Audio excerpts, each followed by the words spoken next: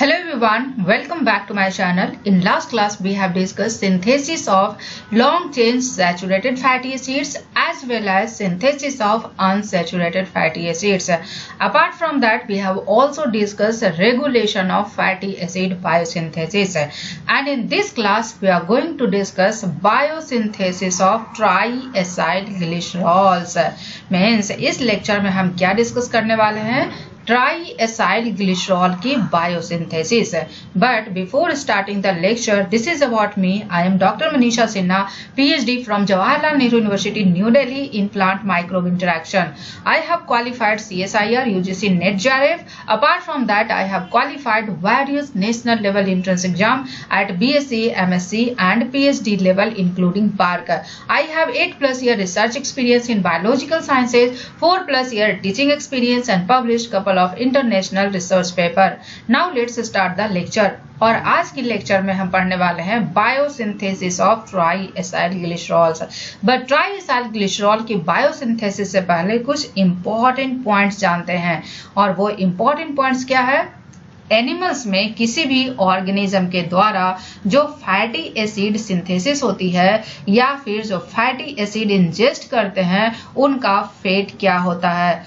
अगर fatty acid की fate की बात करें तो दो में से कोई एक फेट होता है. अब वो कौन सा होता है? या तो वो ट्राईएसाइल ग्लिसरॉल में इनकॉर्पोरेट हो जाएंगे या फिर वो मेम्ब्रेन के फॉस्फोलिपिड कंपोनेंट में इनकॉर्पोरेट हो जाएंगे. अब पॉइंट यहाँ पे ये है कि ट्राईएसाइल ग्लिसरॉल में कब इनकॉर्पोरेट होगा एंड मेम्ब्रेन के फॉस्फोलिपिड कंपोनेंट में कब इनकॉर्पोरेट होगा. इसको समझते हैं दो एग्जांपल से. फर्स्ट वन, जब ऑर्गेनिजम्स रैपिड ग्रोथ कर रहा होगा. First one is the during rapid growth. जब ऑर्गेनिजम्स में रैपिड ग्रोथ होती है तो उस कंडीशन में क्या होता है? और ये ऑब्वियस है कि जब रैपिड ग्रोथ होगी तो क्या होगा? न्यू मेम्ब्रेन की सिंथेसिस होगी. क्या होती है? Synthesis of new membranes. नए मेम्ब्रेन की सिंथेसिस होती है. और न्यू मेम्ब्रेन की सिंथेसिस के लिए किस चीज की जरूरत होती है? न्यू मेम्ब्रेन की सिंथेसिस होगी तो मेम्ब्रेन के कंपोनेंट्स की जरूरत होगी. और मेम्ब्रेन का कंपोनेंट्स क्या है? जो मेजर कंपोनेंट है it is phospholipid. Synthesis of new membranes requires the production of membrane phospholipid. क्या? Production of membrane phospholipid. और मेम्ब्रेन फॉस्फोलिपिड कौन से होते हैं? मेम्ब्रेन फॉस्फोलिपिड को हम बोलते हैं ग्लिसरोफॉस्फोलिपिड. क्या बोलते हैं? ग्लिसरोफॉस्फोलिपिड. दूसरा कंडीशन, जब ऑर्गेनिजम्स में प्लेंटीफुल फूड सप्लाई है बट वो रैपिडली ग्रो नहीं कर रहा है. दूसरा कंडीशन क्या होगा? When an organism has plentiful food supply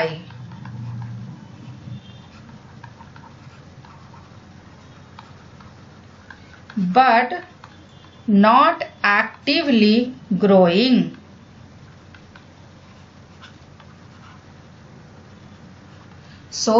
जब ऑर्गेनिज्म में प्लेंटीफुल फूड सप्लाई है बट वो एक्टिवली ग्रो नहीं कर रहा तो इस कंडीशन में क्या होगा? जो एक्सेस फूड सप्लाई है, जो एक्सेस मेटाबॉलिक फ्यूल है, वो किस चीज में कन्वर्ट हो जाएगा?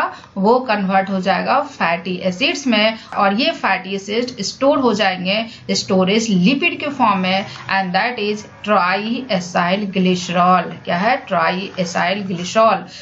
यहाँ पे दो कंडीशन है. जब ऑर्गेनिजम्स की रैपिड ग्रोथ होगी तो उस टाइम जो फैटी एसिड होगा वो किस चीज में इनकॉर्पोरेट होगा? मेम्ब्रेन के फॉस्फोलिपिड कंपोनेंट में, क्योंकि उस टाइम नए मेम्ब्रेन्स बनते हैं और नए मेम्ब्रेन्स के लिए क्या होगा? मेम्ब्रेन फॉस्फोलिपिड की रिक्वायरमेंट होगी. लेकिन जब ऑर्गेनिजम्स रैपिडली ग्रो नहीं करेगा लेकिन उसके पास प्लेंटीफुल फूड सप्लाई होगा तो वो जो एक्स्ट्रा फूड सप्लाई होंगे वो कहाँ पे इनकॉर्पोरेट होंगे?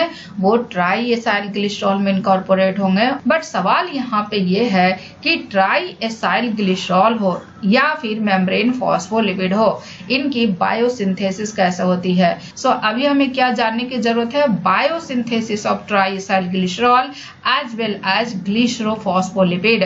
और इस लेक्चर में हम biosynthesis of triacyl glycerol को कवर करेंगे एंड नेक्स्ट लेक्चर में हम कवर करने वाले हैं biosynthesis of ग्लिसरोफॉस्फोलिपिड।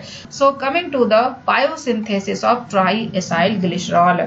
Try acyl glycerol की अगर बात करें तो this is the structure of triacyl glycerol.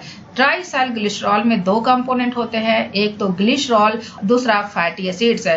Glycerol में 3 कार्बन होते हैं, this is the first carbon, second carbon and third carbon, और ये तीनों पे OH ग्रुप होता है और इसी OH ग्रुप पे फैटी एसिड का स्टेरिफिकेशन होता है। सो ट्राई एसाइल ग्लिसरॉल में ग्लिसरॉल के तीनों कार्बन से फैटी एसिड अटैच होते हैं और वो जो अटैचमेंट होता है वो किस चीज से होता है, ईस्टर बॉन्ड से होता है। So this is the ester bond. So fatty acid attach होता है ग्लिसरॉल से, कैसे, ईस्टर बॉन्ड से।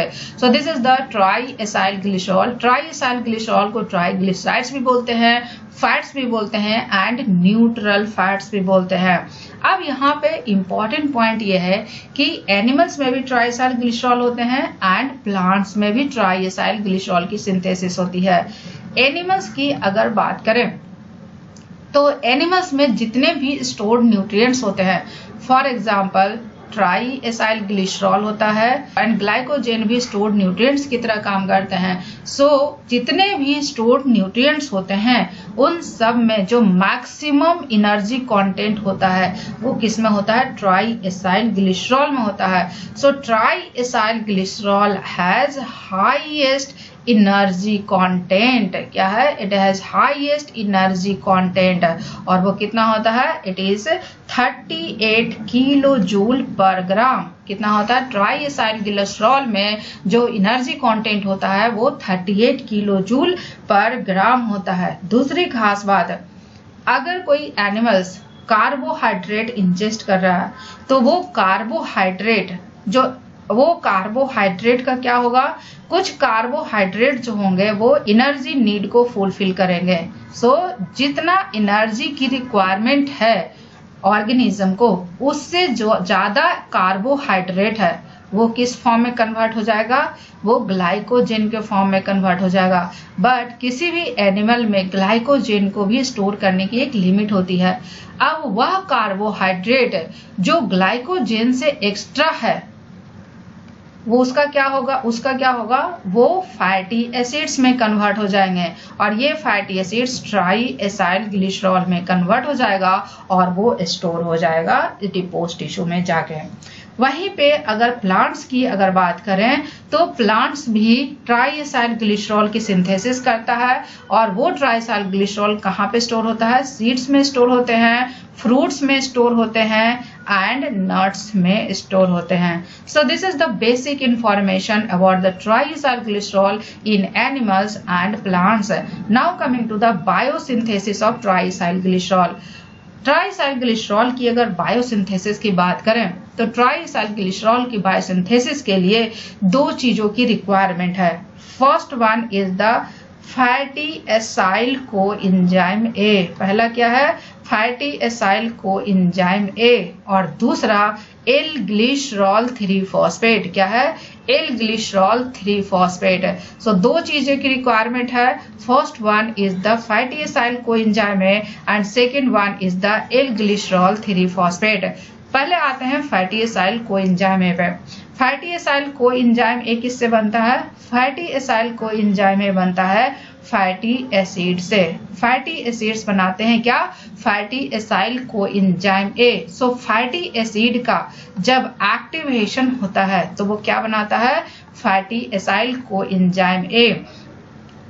इंपॉर्टेंट पॉइंट ये है कि इस रिएक्शन को जो एंजाइम कैटालाइज करता है that is acyl coenzyme A synthetase. क्या है, it is acyl coenzyme A synthetase. क्या है? एसाइल कोएंजाइम ए सिंथेटेज। और ये वही एंजाइम है जो beta oxidation of fatty acid के टाइम पे भी फैटी एसिड को एक्टिवेट करता है। तो अल्टीमेटली जब फैटी एसिड का ऑक्सीडेशन होता है, चाहे वो बायोसिंथेसिस हो या फिर ऑक्सीडेशन हो, उस टाइम जो एंजाइम यूज होंगे वो कौन से होंगे? एसाइल कोएंजाइम ए सिंथेटेज। अब ये यहाँ पे जो एंजाइम है सिंथेटेज है, और सिंथेटेज का मतलब होता है it is ATP dependent reaction. So fatty acid का जब एक्टिवेशन होता है और वो फैटी एसाइल कोएंजाइम में कन्वर्ट होते हैं तो उसमें एक मॉलिक्यूल एटीपी का यूज होता है। Now coming to L glycerol 3 phosphate. L glycerol 3 phosphate किससे बनता है? ग्लाइकोलिटिक इंटरमीडिएट से बनता है। और वो ग्लाइकोलिटिक इंटरमीडिएट क्या है? Di hydroxy acetone phosphate. क्या है? Di hydroxy acetone phosphate. और डाई हाइड्रोक्सी एसीटोन फॉस्फेट को क्या बोलते हैं? DHAP। DHAP stands for di hydroxy acetone phosphate. और ये डाई हाइड्रोक्सी एसीटोन फॉस्फेट किससे बनता है? ग्लूकोज से, क्योंकि ये ग्लाइकोलिसिस के थ्रू बनता है। सो ग्लूकोज बनाता है क्या? Di hydroxy acetone phosphate. और डाई हाइड्रोक्सी एसीटोन फॉस्फेट बनाता है एल ग्लिसरॉल 3 फॉस्फेट। और इस रिएक्शन को जो एंजाइम कैटालाइज करता है that enzyme is glycerol 3 phosphate dehydrogenase. ये क्या है? It is glycerol 3 phosphate. ये क्या है? It is glycerol 3 phosphate dehydrogenase.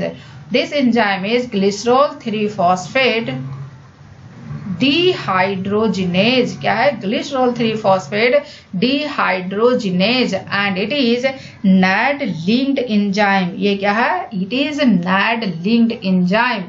ये होता है NAD linked enzyme। और ये कहाँ होते हैं? साइटोसोल में होता है। सो ग्लिसरॉल 3 फॉस्फेट किससे बनता है? डाई हाइड्रोक्सी एसीटोन फॉस्फेट से, which is one of the intermediate of glycolysis. और इस रिएक्शन को जो एंजाइम कैटालाइज करता है that is glycerol 3 phosphate dehydrogenase. And this is the major pathway for the formation of L glycerol 3 phosphate. So most of the L glycerol 3 phosphate जो बनता है वो किससे बनता है? डाई हाइड्रोक्सी एसीटोन फॉस्फेट से बनता है। But small amount of glycerol 3 phosphate बनता है डायरेक्टली ग्लिसरॉल से। और इस रिएक्शन को जो एंजाइम कैटालाइज करता है दैट इज ग्लिसरॉल काइनेज। क्या है? It is glycerol kinase. So glycerol से क्या बनेगा? L glycerol 3 phosphate. और इस रिएक्शन को जो एंजाइम कैटालाइज करता है दैट इज ग्लिसरॉल काइनेज। और ये स्मॉल अमाउंट में बनता है। क्या बनता है? इस पाथवे के थ्रू जो एल ग्लिसरॉल 3 फॉस्फेट बनता है वो काफी स्मॉल अमाउंट पे बनता है। सो इम्पॉर्टेंट पॉइंट यहाँ पे ये है कि ट्राइसाइल ग्लिसरॉल के सिंथेसिस के लिए 2 प्रिकर्सर है। First one is the fatty acyl coenzyme A and second one is the L glycerol 3 phosphate. So this is the pathway how L glycerol 3 phosphate is formed. So L glycerol 3 phosphate बनने का 2 pathway है। एक तो di hydroxy acetone phosphate से और दूसरा glycerol से। Di hydroxy acetone phosphate कहाँ से बनता है? ग्लाइकोलिसिस से बनता है थ्रू ग्लूकोज। अब इस डाई हाइड्रोक्सी एसीटोन फॉस्फेट से क्या बनेगा? Glycerol 3 phosphate. और इस रिएक्शन को जो एंजाइम कैटालाइज करता है that is glycerol 3 phosphate dehydrogenase. And glycerol 3 phosphate dehydrogenase जो होता है वो NAD लिंक्ड एंजाइम होता है और साइटोसोल में होते हैं। और इस रिएक्शन में एक NADH का यूज होता है। और इस पाथवे से जो ग्लिसरॉल 3 फॉस्फेट बनते हैं इट इज मैक्सिमम।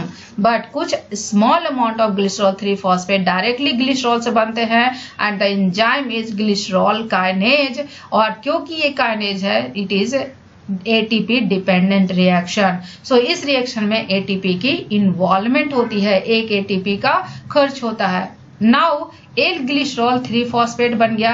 अब इस एल ग्लिसरॉल 3 फॉस्फेट के स्ट्रक्चर को देखें तो यहाँ पे 2 फ्री OH ग्रुप है, एक इस कार्बन पे और एक इस कार्बन पे। This is the first OH group, this is the second OH group है। और इस दोनों OH ग्रुप पे क्या अटैच होगा? एसाइल ग्रुप है। So acyl coenzyme A, this is the first acyl coenzyme A and this is the second acyl coenzyme A. अब ये एसाइल कोएंजाइम ए कैसे बनता है? ये फैटी एसिड से बनता है। जब फैटी एसिड का एक्टिव एक्टिवेशन होता है तो क्या बनाता है, फैटी एसाइल कोएंजाइम ए, और इस रिएक्शन को जो एंजाइम कैटालाइज करता है that is acyl coenzyme A synthetase. और क्योंकि सिंथेटेज है तो इस रिएक्शन में एक एटीपी का यूज होता है। Similarly second fatty acyl coenzyme ए भी इसी तरह से बनता है। सो एक एक करके दोनों एसाइल ग्रुप ग्लिसरॉल के इस कार्बन से और इस कार्बन से अटैच होंगे और ये क्या बनाएगा, ये बनाएगा फॉस्फैटिडिक एसिड। और एसाइल ग्रुप का जो ट्रांसफर होता है उस रिएक्शन को जो एंजाइम कैटालाइज करता है that is acyl transferase. So this is the structure of phosphatidic acid. Phosphatidic acid के फर्स्ट कार्बन पे एसाइल ग्रुप है, सेकंड कार्बन पे एसाइल ग्रुप है, जबकि थर्ड कार्बन पे फॉस्फेट ग्रुप है। सो फॉस्फैटिडिक एसिड की कैरेक्टरिस्टिक फीचर क्या है, जो थर्ड कार्बन है उससे फॉस्फेट ग्रुप अटैच है, जबकि फर्स्ट टू कार्बन से एसाइल ग्रुप अटैच है through the ester linkage. Phosphatidic acid की अगर बात करें तो इसको फॉस्फैटिडेट भी बोलते हैं। क्या बोलते हैं, फॉस्फैटिडेट भी बोलते हैं। इसका एक और नाम है that is diacyl glycerol 3 phosphate. क्या है, diacyl glycerol 3 phosphate. So phosphatidic acid को दो नाम से जानते हैं। First one is the phosphatidate, second one is the diacyl glycerol 3 phosphate. Diacyl glycerol मतलब डाई मीन्स 2, ग्लिसरॉल पे 2 असाइल ग्रुप अटैच है और एक फॉस्फेट ग्रुप अटैच है। सो फॉस्फैटिडिक एसिड को फॉस्फैटिडेट भी बोलते हैं and diacyl glycerol 3 phosphate भी बोलते हैं। इंपॉर्टेंट पॉइंट यहाँ पे ये है कि सेल्स में जो फॉस्फैटिडिक एसिड होते हैं वो बहुत ही ट्रेस अमाउंट में होते हैं, but it is the central intermediate for the synthesis of triacyl glycerol as well as glycerophospholipid. तो अब पॉइंट ये है कि फॉस्फैटिडिक एसिड से ट्राइएसाइल ग्लिसरॉल कैसे बनता है। फॉस्फैटिडिक एसिड से ट्राइएसाइल ग्लिसरॉल की अगर बात करें तो फॉस्फैटिडिक एसिड से ट्राइएसाइल ग्लिसरॉल की सिंथेसिस की अगर बात करें तो यहाँ पे सिर्फ और सिर्फ इस फॉस्फेट को हटा के यहाँ पे एक और एसाइल ग्रुप अटैच करना है। तो सवाल ये है कि इस फॉस्फेट ग्रुप को कैसे हटाएंगे। सो इस फॉस्फेट ग्रुप को हटाने के लिए एक एंजाइम यूज होता है that is phosphatidic acid phosphatase. Phosphatase मतलब इस फॉस्फेट ग्रुप को वो रिमूव करेगा। तो जैसे ही इस फॉस्फेट ग्रुप को रिमूव करेगा यहाँ पे OH ग्रुप आ जाएगा। अब इस OH ग्रुप पे एसाइल ग्रुप को ऐड करना आसान है through the ester linkage. So इसके लिए क्या चाहिए, activated fatty acyl. So activated fatty acyl जो होते हैं that is fatty acyl coenzyme A. तो इससे कोएंजाइम ए हटेगा और यहाँ पे जाके एसाइल ग्रुप ऐड होगा through ester linkage and the enzyme is again acyl transferase. So जैसे ही एसाइल ग्रुप इस OH ग्रुप पे ऐड होगा then it forms the triacyl glycerol. So phosphatidic acid की अगर बात करें तो फॉस्फैटिडिक एसिड से क्या बनेगा, ट्राइएसाइल ग्लिसरॉल। फॉस्फैटिडिक एसिड से ही बनता है ग्लिसरोफॉस्फोलिपिड। क्या बनता है, ग्लिसरोफॉस्फोलिपिड। ग्लिसरोफॉस्फोलिपिड कैसे बनता है, जब इस फॉस्फैटिडिक एसिड के फॉस्फेट ग्रुप से हेड ग्रुप का अटैचमेंट होता है। सो डिफरेंट जब हेड ग्रुप अटैच होते हैं तो वो क्या बनाते हैं, डिफरेंट ग्लिसरोफॉस्फोलिपिड्स। और इस चीज को हम डिस्कस करेंगे नेक्स्ट लेक्चर में that is biosynthesis of glycerophospholipids and this lecture is mainly focus on biosynthesis of triacyl glycerol as well as regulation of triacyl glycerol synthesis. तो ये तो हुआ स्टोरी ट्राइएसाइल ग्लिसरॉल की सिंथेसिस का। So ट्राइएसाइल glycerol की synthesis की बात करें तो ट्राइएसाइल ग्लिसरॉल की सिंथेसिस के लिए 2 चीज चाहिए। First one is the L glycerol 3 phosphate and second one is the activated fatty acyl group. So L glycerol 3 phosphate किससे बनता है, डाईहाइड्रोक्सी एसीटोन फॉस्फेट से भी बनता है एंड ग्लिसरॉल से भी बनता है। डाईहाइड्रोक्सी एसीटोन फॉस्फेट आता है किससे, ग्लाइकोलिसिस से। सो ग्लाइकोलिसिस का एक इंटरमीडिएट है क्या, डाईहाइड्रोक्सी एसीटोन फॉस्फेट। अब ये डाईहाइड्रोक्सी एसीटोन फॉस्फेट क्या बनाएगा, L glycerol 3 phosphate and this reaction is catalysed by glycerol 3 phosphate dehydrogenase which is a NAD linked enzyme present in the cytosol। So इस reaction में एक NADH का use होगा। L glycerol 3 phosphate का small amount glycerol से भी directly बनता है और इस रिएक्शन को जो एंजाइम कैटालाइज करता है दैट इज ग्लिसरॉल काइनेज। अब ये जो एल ग्लिसरॉल 3 फॉस्फेट है इसके 2 OH फ्री ग्रुप है। अब इस फ्री OH ग्रुप पे एसाइल ग्रुप का अटैचमेंट होगा थ्रू ईस्टर लिंकेज, और वो एसाइल ग्रुप कहाँ से आएगा, एक्टिवेटेड एसाइल ग्रुप से। सो ये जो एक्टिवेटेड फैटी एसाइल को एंजाइम में है, इससे एसाइल ग्रुप ट्रांसफर होगा और first carbon and second carbon पे क्या, एसाइल ग्रुप का अटैचमेंट होगा, और ये क्या बनाएगा, फॉस्फेटिडिक एसिड। और फॉस्फेटिडिक एसिड का अमाउंट सेल्स में बहुत ही ट्रेस होता है, but it is a central intermediate for the synthesis of both triacyl glycerol as well as glycerophospholipid. So इस फॉस्फेटिडिक एसिड से क्या बनेगा, triacyl glycerol. So phosphatidic acid में क्या करना पड़ेगा, इस फॉस्फेट ग्रुप को रिमूव करना पड़ेगा और यहाँ पे एक एसाइल ग्रुप ऐड करना पड़ेगा। इसको रिमूव करने के लिए क्या, कौन सा एंजाइम यूज होते हैं, फॉस्फेटिडिक एसिड फॉस्फेटेज। अब इस फॉस्फेटिडिक एसिड फॉस्फेटेज की वजह से ये फॉस्फेट ग्रुप रिमूव हो जाता है, तो यहाँ पे क्या आ जाता है, फ्री OH ग्रुप। अब इस फ्री OH ग्रुप पे क्या आएगा, एसाइल ग्रुप, और इस रिएक्शन को जो एंजाइम कैटालाइज करेगा that is acyl transferase, and then ये ट्राई एसाइल ग्लिसरॉल की सिंथेसिस करेगा। Now coming to regulation of triacyl glycerol synthesis. Triacyl glycerol synthesis की अगर रेगुलेशन की बात करें तो ये दो तरीके से होता है। First one is the hormone, और जो हार्मोन रिस्पॉन्सिबल है इसके लिए वो क्या है, इंसुलिन। इंसुलिन क्या करता है, dietary carbohydrate and dietary protein से फैटी एसिड की सिंथेसिस को स्टिमुलेट करता है। क्या करता है, इंसुलिन का काम क्या है, डाइटरी कार्बोहाइड्रेट से एंड डाइटरी प्रोटीन से फैटी एसिड की सिंथेसिस को स्टिमुलेट करेगा। बट पॉइंट यहाँ पे यह है कि जब इंसुलिन का सिक्रीशन बंद हो जाएगा या फिर इंसुलिन का एक्शन बंद हो जाएगा तो उस कंडीशन में क्या होगा, और वो कंडीशन कब होता है, डायबिटीज मेलिटस के केस में। डायबिटीज मेलिटस के केस में क्या होता है, या तो इंसुलिन का सिक्रीशन बंद होता है या फिर जब इंसुलिन सिक्रीट करता है तो वो एक्ट नहीं करता है, और एक्ट नहीं करेगा तो क्या होगा, फैटी एसिड का ऑक्सीडेशन बढ़ेगा, और फैटी एसिड का ऑक्सीडेशन बढ़ेगा तो कीटोन बॉडीज का फॉर्मेशन भी बढ़ेगा। कीटोन बॉडीज क्या होते हैं, एसीटोएसीटेट, बीटा हाइड्रोक्सीब्यूटारेट एंड एसीटोन, और कीटोन बॉडीज का अमाउंट बढ़ेगा तो अल्टीमेटली बॉडी का वेट लॉस होगा। सो this is the first way how triacyl glycerol synthesis is regulated. जो नेक्स्ट तरीका है, जो नेक्स्ट वे है ट्राइसाइल ग्लिसरॉल सिंथेसिस के रेगुलेशन का, दैट इज ट्राइसाइल ग्लिसरॉल की बायोसिंथेसिस एंड डिग्रेडेशन के बीच में बैलेंस को मेंटेन करना। क्या है, ट्राइसाइल ग्लिसरॉल की बायोसिंथेसिस एंड डिग्रेडेशन के बैलेंस को मेंटेन करना।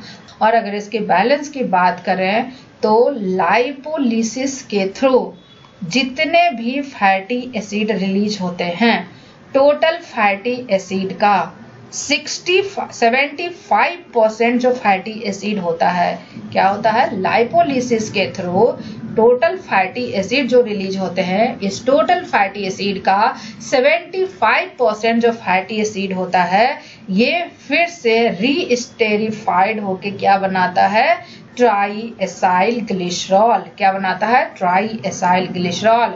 और ये जो रेशियो है ये स्टारवेशन कंडीशन में भी मेंटेन होता है। अब सवाल ये है कि वो कैसे मेंटेन होता है, उसके लिए एक प्रोसेस होता है that is try acyl glycerol cycle. क्या होता है, ट्राई एसाइल ग्लिसरॉल साइकिल। और ट्राई एसाइल ग्लिसरॉल साइकिल की अगर बात करें तो इसमें दो चीजें इन्वॉल्व होती है। First one is the adipose tissue and second one is the liver, और इन दोनों के बीच में कनेक्शन बनाता है क्या, ब्लड। ट्राइसाइल ग्लिसरॉल साइकिल क्या होता है, ट्राइसाइल ग्लिसरॉल का breakdown and resynthesis. So triacyl glycerol cycle की अगर बात करें तो it is the breakdown of triacyl glycerol molecule and resynthesis of triacyl glycerol molecule. And triacyl glycerol cycle दो ऑर्गन्स के बीच में होता है, एडिपोज टिश्यू एंड लीवर, और इसको कनेक्ट करता है कौन, blood. So this is the figure of triacyl glycerol cycle. और ट्राइसाइल ग्लिसरॉल साइकिल में दो चीजों की इन्वॉल्वमेंट होती है, एडिपोज टिश्यू एंड लीवर, और इन दोनों को कनेक्ट करने का काम कौन करता है, ब्लड। सो एडिपोज टिश्यू में जो ट्राइएसाइल ग्लिसरॉल होते हैं, इनकी लाइपोलिसिस होती है और ये क्या बनाते हैं, glycerol and fatty acid.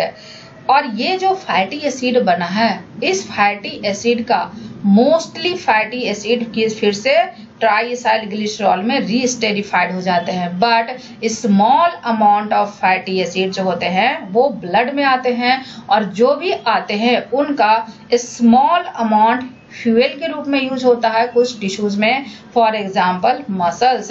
But जो रिमेनिंग होते हैं वो फैटी एसिड्स कहाँ जाते हैं, लीवर में जाते हैं, और लीवर में ये फिर से रीस्टेरिफाइड होकर क्या बनाते हैं, ट्राइएसाइल ग्लिसरॉल।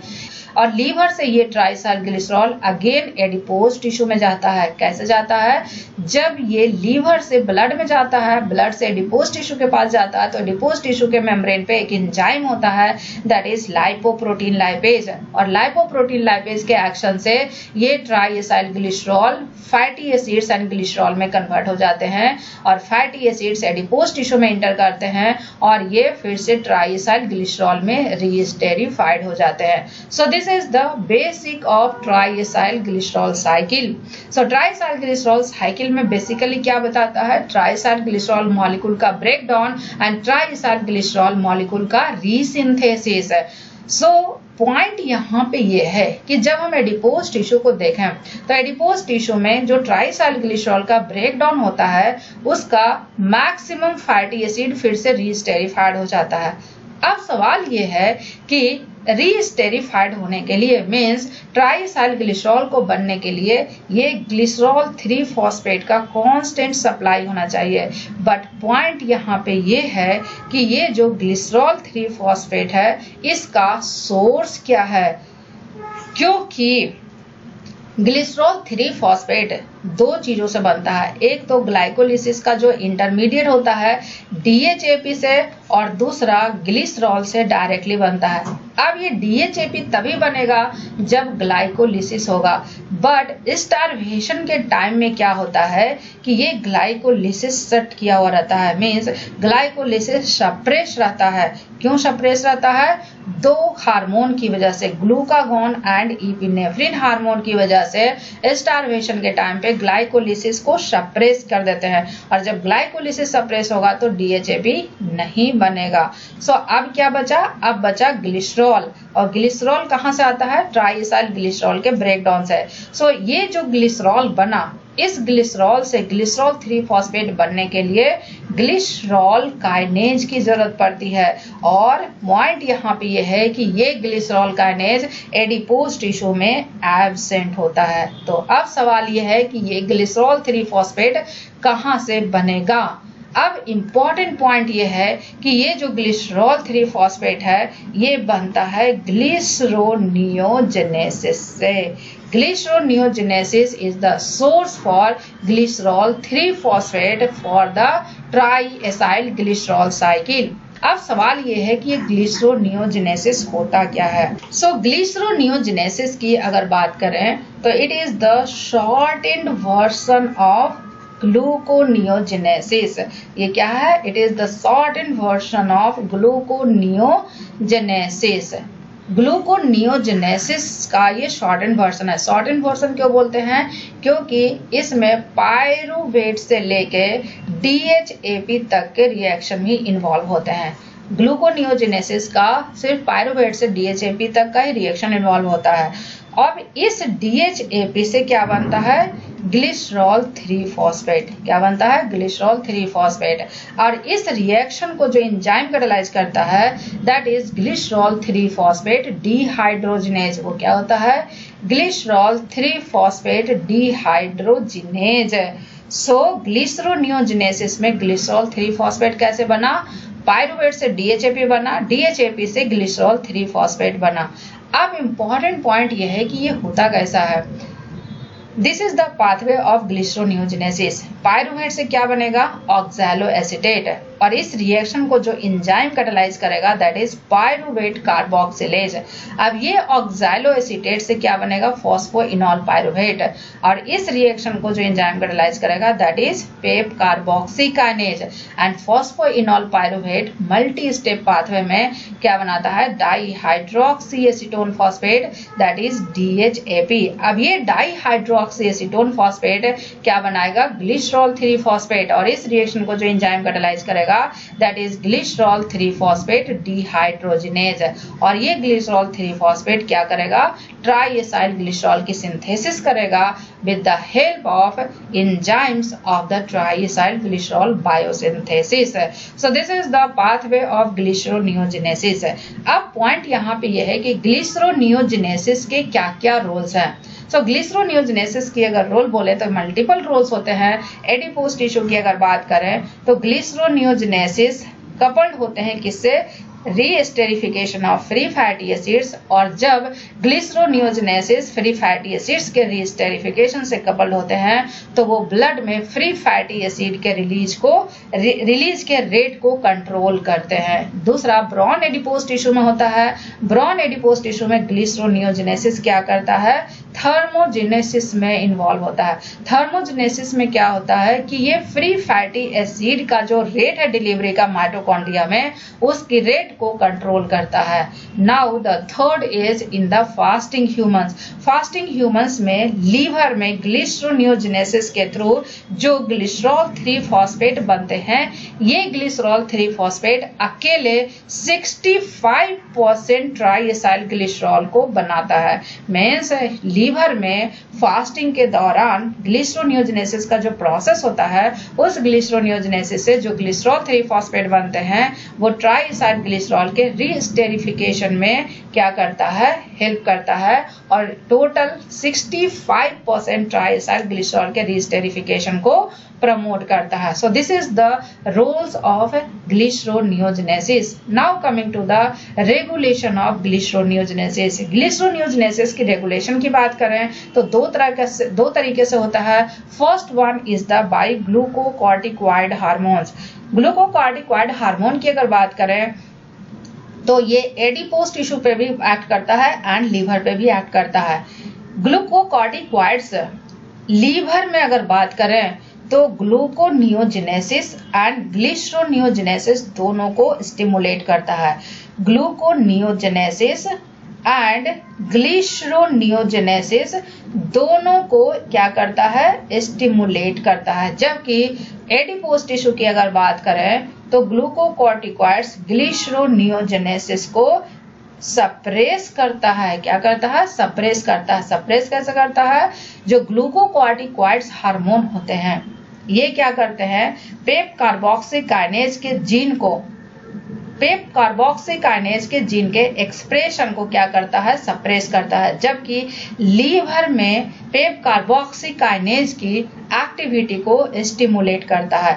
और जब पेप कार्बोक्सीकाइनेज की एक्टिविटी स्टिमुलेट होगी तो इससे क्या होगा, ट्राइएसाइल ग्लिसरॉल सिंथेसिस स्टिमुलेट होगी। और ये ट्राइएसाइल ग्लिसरॉल जो लीवर में बनेगा वो कहाँ फ्लक्स होगा, वो जाएगा एडिपोज टिश्यू में। जबकि एडिपोज टिश्यू की अगर बात करें तो ये ग्लूकोकॉर्टिकॉइड पेप कार्बोक्सीकाइनेज को क्या करता है, सप्रेस करता है। और पेप कार्बोक्सीकाइनेज सप्रेस हो जाएगा एडिपोज टिश्यू में तो उससे क्या होगा, ग्लिसरॉल 3-फॉस्फेट की सिंथेसिस सप्रेस हो जाएगी और एडिपोज टिश्यू में ट्राइएसाइल ग्लिसरॉल का रीस्टेरिफिकेशन नहीं होगा। जो दूसरा तरीका है that is related with one of the drug that is thiazolidinediones। और इस ड्रग की खास बात यह है कि इसको यूज करते हैं टाइप 2 डायबिटीज में। किस में यूज करते हैं, टाइप 2 डायबिटीज के ट्रीटमेंट में यूज करते हैं। इस ड्रग की खास बात यह है कि ये एक न्यूक्लियर रिसेप्टर को एक्टिवेट करता है and that nuclear receptor is PPAR gamma. PPAR gamma क्या है, peroxisome proliferator activated receptor gamma.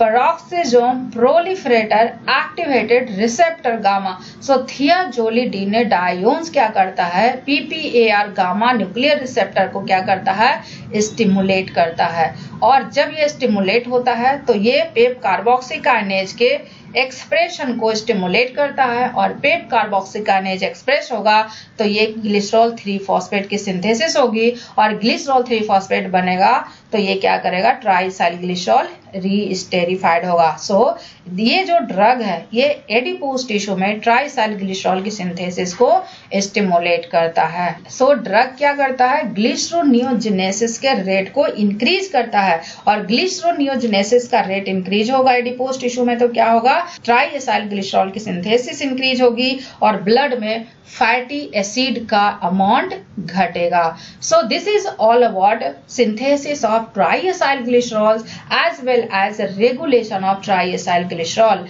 and in my next lecture I'll discuss about synthesis of glycerophospholipid. क्या ग्लिसरोफॉस्फोलिपिड के सिंथेसिस को हम डिस्कस करेंगे. So stay tune for the next lecture, and if you find this video informative please do like, share and subscribe.